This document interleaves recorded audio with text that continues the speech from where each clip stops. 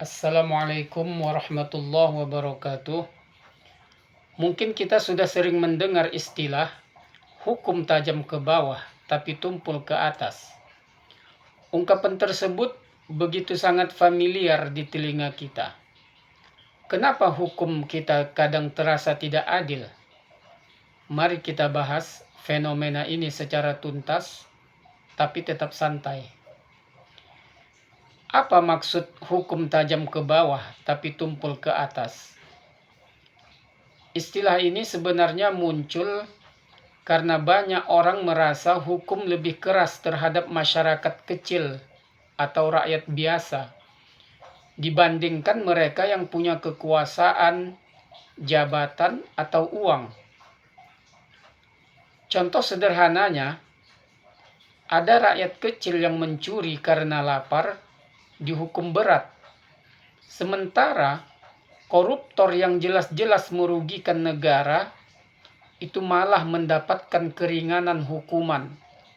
Itu fenomena yang terjadi yang sering kita lihat melalui media-media elektronik.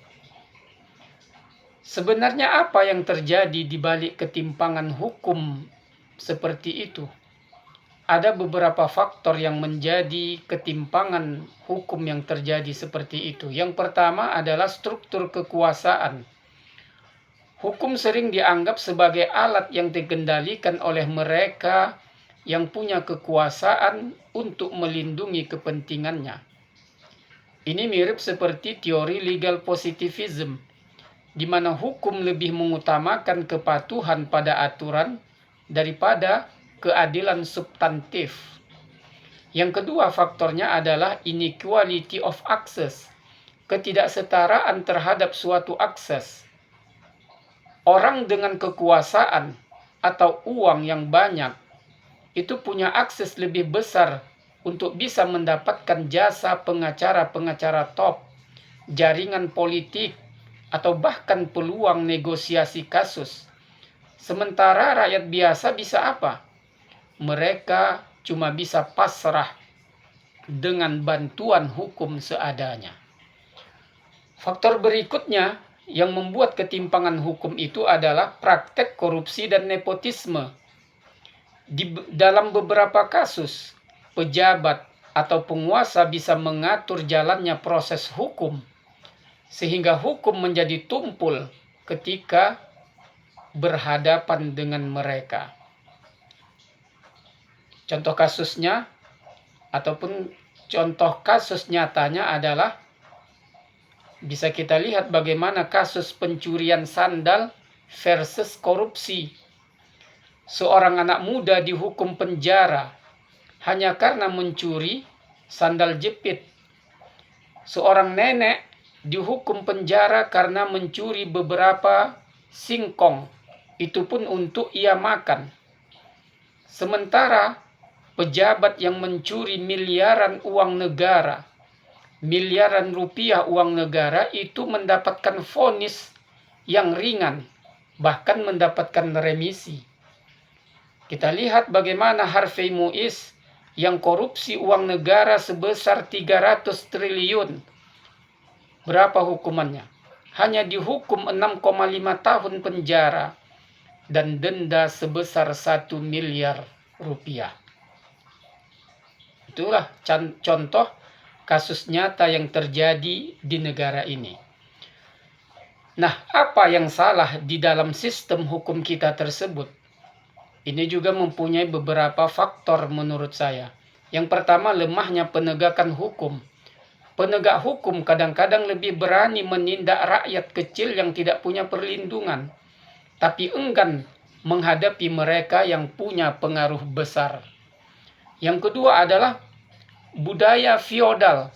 Masyarakat kita masih cenderung memandang mereka yang kaya, yang berkuasa, maupun yang punya banyak uang adalah sosok yang harus kita hormati.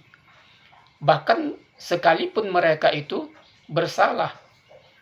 Itu adalah mentalitas feodal.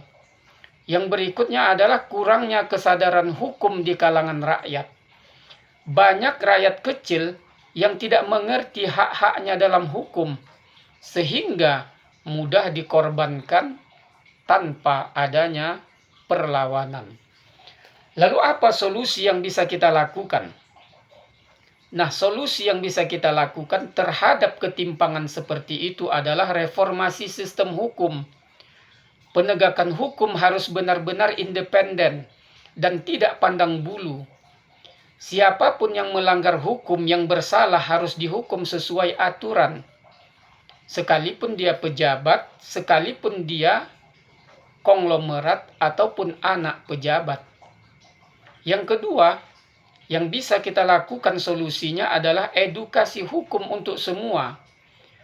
Rakyat kecil harus diberikan pemahaman soal hak dan kewajiban mereka di mata hukum, supaya mereka bisa membela diri dengan baik ketika mereka berhadapan dengan hukum.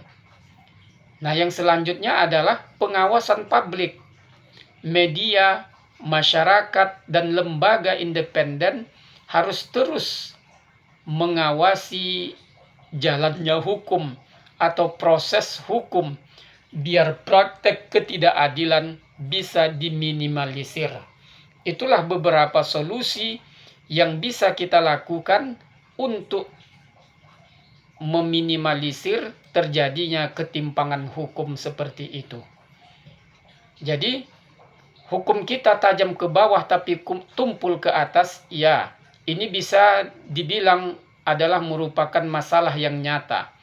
Tapi ini bukan berarti tidak bisa kita diubah. Semua butuh usaha bersama, termasuk dari kita sebagai masyarakat. Nah, bagaimana menurut kalian?